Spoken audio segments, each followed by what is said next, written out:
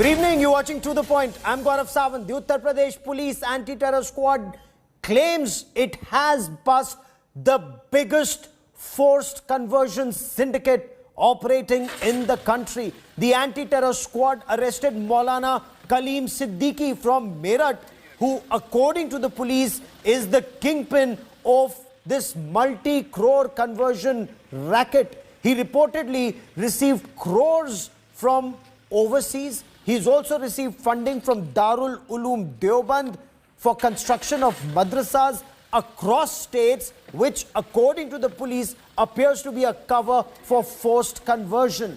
Now, Maulana Kaleem Siddiqui is alleged to be running a number of trusts and non-government organizations, which is the front for the forced conversion racket, according to the police. I'll get you much more on this big story. We have Prashant Kumar, the Additional Director General of the Uttar Pradesh Police, joining me on India Today. But before we come to Mr. Kumar, we bring you this report.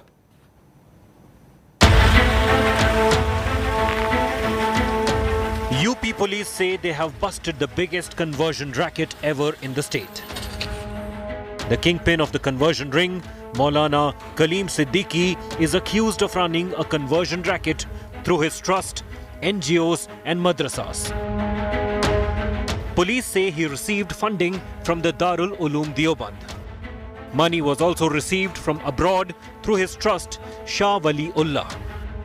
मौलाना कलीम सिद्दीकी अवैध धर्मांतरण के कार्य में लिप्त है, जिसके लिए विदेशों से भारी फंडिंग प्राप्त की जा रही है। यह भारत के सबसे बड़े धर्मांतरण संचालित सिंडिकेट संचालित करता है।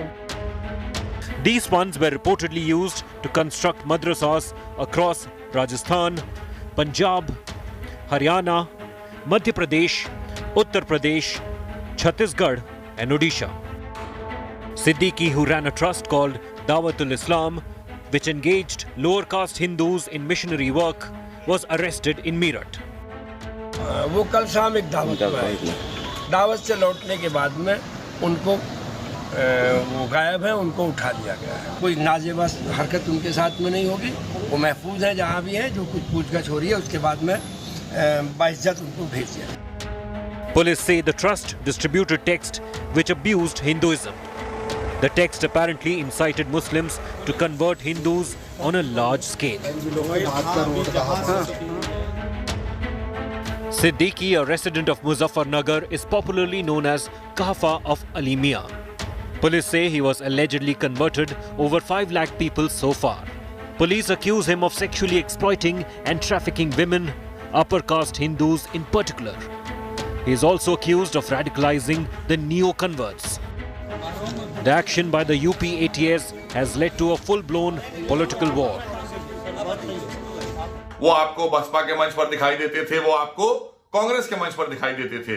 ऐसे लोगों को हम जेल में डालने का काम कर रहे हैं, जो लोग देश की सुरक्षा से खिलवाड़ कर रहे हैं या देश में धर्मांतरण जैसा काम कर रहे हैं। गलत किया जा रहा है। ये तो बीजेपी गवर्नमेंट सिवाय यानी मुसलमानों को घेरने के, मुसलमानों को नुकसान पहुंचाने के दूसरा कोई काम नहीं है। The opposition claims that the crackdown ahead of the Uttar Pradesh assembly polls is yet another bid to polarize the polls, a charge that's been outrightly rejected by the Yogi government. Bureau Report, India Today.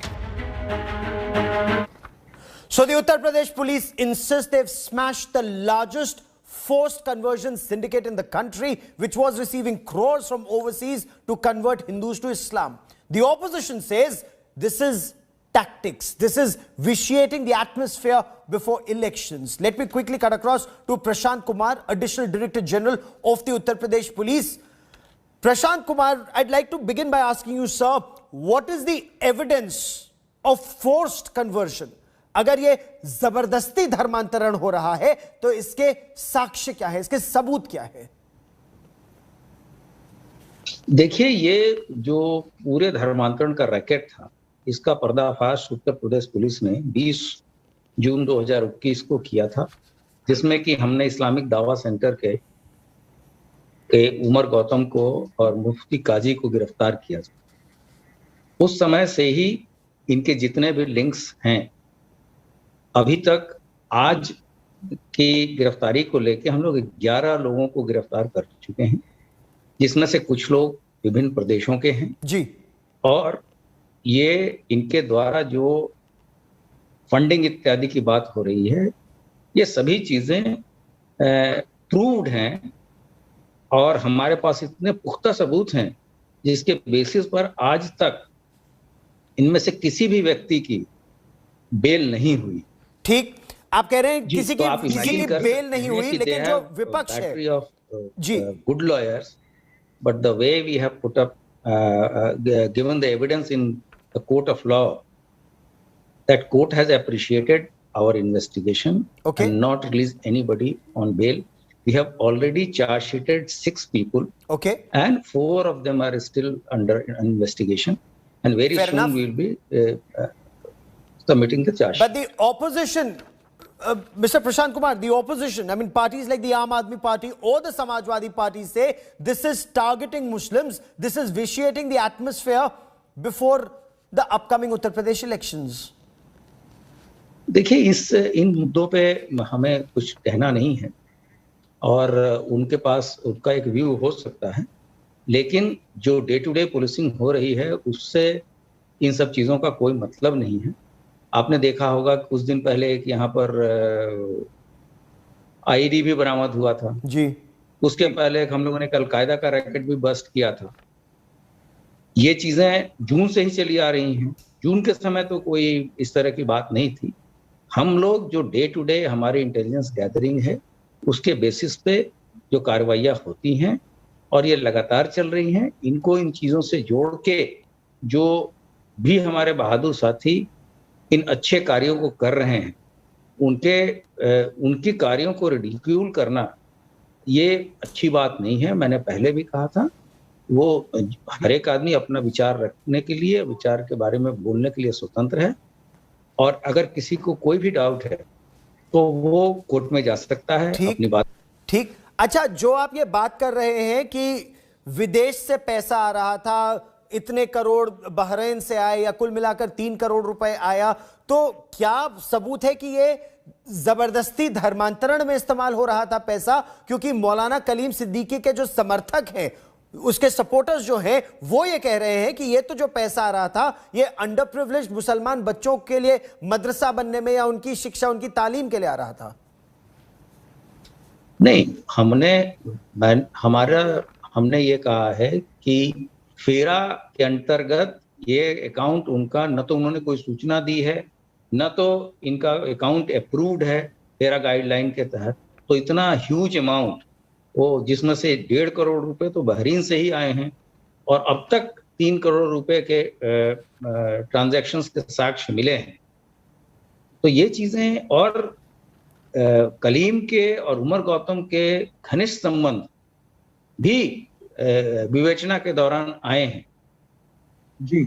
इन सभी चीजों को हम लोग court में प्रस्तुत करेंगे और हम लोगों ने आज इनके सारे जो भी लिटरेचर है, इनके वीडियोस हैं, ये खुद एक्सेप्ट कर रहे हैं अपने वीडियो में कि हमने लाखों लोगों को कन्वर्शन कराया है। And before I let you go sir, there is also a claim made about exploitation of Hindu women and their forced conversion and exploitation on conversion to Islam. Is there evidence to back this claim? हम जितनी भी चीजें आपको बता रहे हैं, हम माननीय कोर्ट में, न्यायालय में उस चीजों के साक्ष्य प्रस्तुत करेंगे और उस हिसाब से चार्जशीट लगाएंगे। बहुत सारी चीजें और भी हम लगा सकते थे या कह सकते थे, लेकिन जिस चीज के साक्ष्य हैं हम केवल उन्हीं पे अभी कंसंट्रेट कर रहे हैं और धीरे धीरे विवेचना के दौरान बहुत सारी चीजें सामने आ रही हैं जिसको हम लोग विवेचना में सम्मिलित कर रहे हैं और कोर्ट को अवगत करा रहे हैं। Mr. Prashant Kumar, for joining me here on India Today, many thanks. I quickly now want to cut across to Anila Singh, spokesperson of the Bharatiya Janata Party, and Ashutosh Verma, spokesperson of the Samajwadi Party, joining me on the broadcast. And Ashutosh Verma, here you've heard the Additional Director General of Police saying there is evidence, arrests have been made on the basis of evidence, and those who allege this is pure politics are actually working to demoralize the police forces. नहीं गौरव, ये डीमोरलाइजेशन की बात नहीं है और ना ही Samajwadi party इस चीज को इंडोर्स करती है। अगर उत्तर प्रदेश पुलिस कहीं भी कुछ काम कर रही है तो उसके पास सबूत होंगे, इसीलिए वो काम करती है। परेशानियां तब होती हैं जब बड़े बड़े केस जिसके ऊपर पुलिस को ध्यान देना चाहिए था वो छूट जाते हैं और अचानक एक ही दिन में कुछ केस ऐसे होते हैं जिसपे लोग सवाल उठाने लगते हैं कि एकदम से ये कैसे पता चल गया। हाथरस की स्थिति आप जानते हैं उत्तर प्रदेश में क्या रही है। उस बेटी को न्याय भी नहीं मिला, आधी रात में उसका शव जला दिया गया। सारे रिपोर्टर, सारी मीडिया पूछती रही, उत्तर प्रदेश की पुलिस जवाब नहीं दे रही थी जी। अभी हाल ही में उत्तर प्रदेश में इतना बड़ा पंचायत का चुनाव हुआ, आगजनी हुई, अभी बम विस्फोट हुआ। गौरव जी, मेरी बात पूरी होने दीजिए। अभी प्रश्न जबरदस्ती धर्मांतरण का है। नहीं, अभी मेरा प्रश्न बहुत सीधा है सर, समय सीमित है, समय मेरे पास सीमित है। आज विषय जबरदस्ती धर्मांतरण का है जिस पर शफीकुर रहमान बर्क ने प्रश्न उठाए हैं। शफीकुर रहमान बर्क का कहना है कि ये मुसलमानों को सताया जा रहा है। क्या आप इस बात से सहमत हैं? आप मेरी बात पूरी होने देंगे? मैं आपसे निवेदन करूंगा कि जिस मुद्दे पर हम बात कर रहे हैं उस पर आज मुद्दा ये मेरा निवेदन है। गौरव जी, मुद्दा उत्तर प्रदेश का है। किसी स्त्री की अगर साड़ी खींची जा रही है पुलिस के सामने, ये मुद्दा उत्तर प्रदेश का है। अगर खुलेआम बम चल रहा है तो ये मुद्दा उत्तर प्रदेश का है। अगर खुलेआम एटीएस वहां पे आतंकवादी पकड़ दी, उत्तर प्रदेश का है। शफीकुर रहमान बर्क का कहना, आपकी पार्टी के बड़े नेता हैं, उनका कहना कि ये मुसलमानों को सताने की साजिश है। आप उससे सहमत हैं? कौन सी बात उत्तर प्रदेश पुलिस को आपको इस बात में बोला कि हतोत्साहित कराओ? मैं कह रहा हूं उत्तर प्रदेश पुलिस के साथ में खड़े हुए हैं, लेकिन क्या मुसलमानों को क्या ये सताने की साजिश है जो जबरदस्ती धर्मांतरण की बात पुलिस कर रही है? सामने इस प्रदेश की एक महिला का चीरहरण हुआ है, क्या उत्तर प्रदेश की पुलिस ने एक भी स्टेप लिया?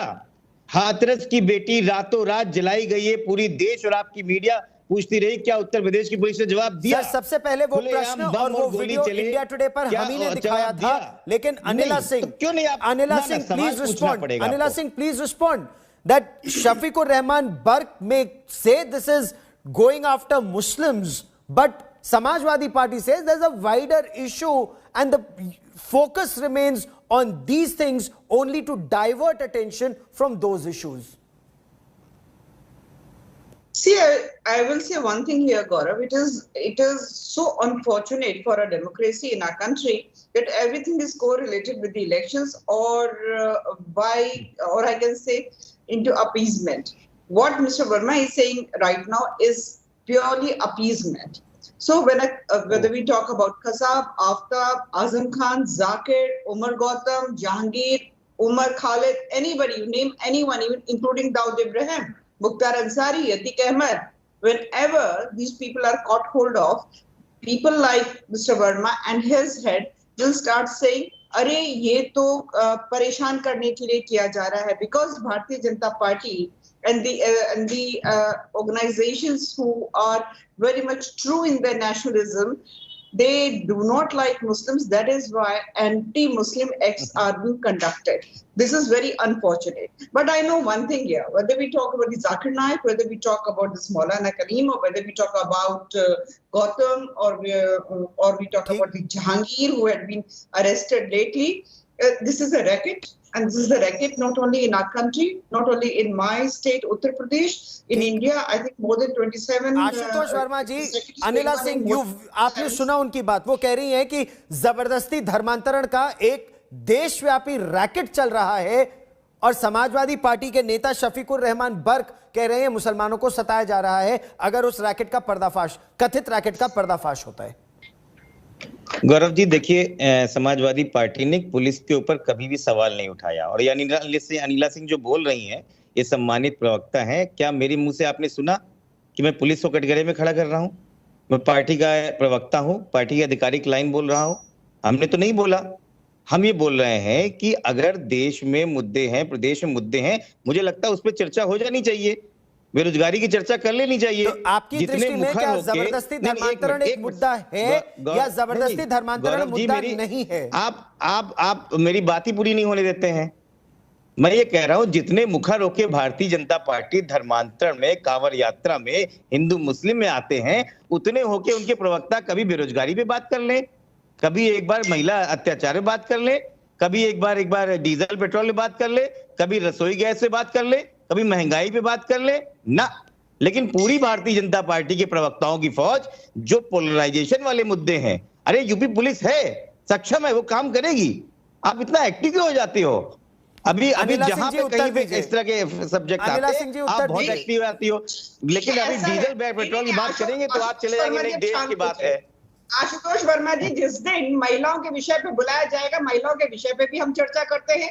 जब महंगाई के विषय पे बुलाया जाता है, महिलाओं के विषय नहीं है, महिलाएं इस देश की विषय है, बेरोजगारी इस नौजवानों की भी परेशानी है। ना आप आरक्षण पे बात करने को तैयार नहीं है, आप बेरोजगारी पे बात करने को तैयार नहीं है, की तरह हर जगह नहीं चलेगी। कोई गुंडागर्दी नहीं, भारतीय जनता पार्टी एक एक करके दोनों से निवेदन है, एक एक करके अपना पक्ष रखिए, दोनों को पूरा समय दिया जाएगा अपना पक्ष रखने का। लेकिन आज क्योंकि उत्तर प्रदेश पुलिस ने एक बड़ा दावा किया है, उस दावे पर अमानतुल्लाह खान हो आम आदमी पार्टी के या शफीकुर रहमान बर्क हो आपकी पार्टी समाजवादी पार्टी के, इसीलिए यह प्रश्न मैं पूछ रहा हूं, क्या शफीकुर रहमान बर्क की इस बात में दम है कि ये मुसलमानों को टारगेट किया जा रहा है? आशुतोष वर्मा जी, बिल्कुल नहीं। और मैं समाजवादी पार्टी के प्रवक्ता होने के नाते एक एक करके मैम उनको अपना पक्ष रखने दीजिए, फिर मैं आपके पास आऊंगा। सर आप अपनी बात पूरी कीजिए। मैम एक मिनट, आशुतोष जी जल्दी से अपनी बात पूरी कीजिए। सर मैं वही कह रहा हूँ, समाजवादी पार्टी के प्रवक्ता होने के नाते मैं आपको अधिकारी बोल रहा हूँ, हमें उत्तर प्रदेश पुलिस पे कतई शक नहीं है, हमें किसी बात पे कोई शक नहीं है, और ये पार्टी की लाइन है और यही तरीका है। लेकिन मैं ये जानना चाहता हूं कि भारतीय जनता पार्टी वाले जितने उत्तेजित हो जाते हैं जब कोई मुस्लिम पकड़ा जाता है, जब कोई हिंदू मुस्लिम आता है, उतने उत्तेजित ये पेट्रोल डीजल के दाम पे क्यों नहीं होते हैं, हमारी नौकरियों में क्यों नहीं होते हैं? अनिला जी इस बात का उत्तर दीजिए कि ये सारे मुद्दे तभी उठाए जाते हैं जब चुनाव आने वाले होते हैं। अनिला जी अब आप उत्तर दीजिए। देखिए, सबसे पहली बात तो ये है कि देखिए मेरी बात पूरी नहीं होने दे रहे। जिनके जो मुखिया हैं अखिलेश यादव जी, उन्होंने खुद ने कहा था कि मुझे एटीएस पे भरोसा नहीं है। उस वक्त कहा था जब एटीएस जो एक ऑपरेशन के तहत जो है आतंकवादियों को पकड़ रही थी।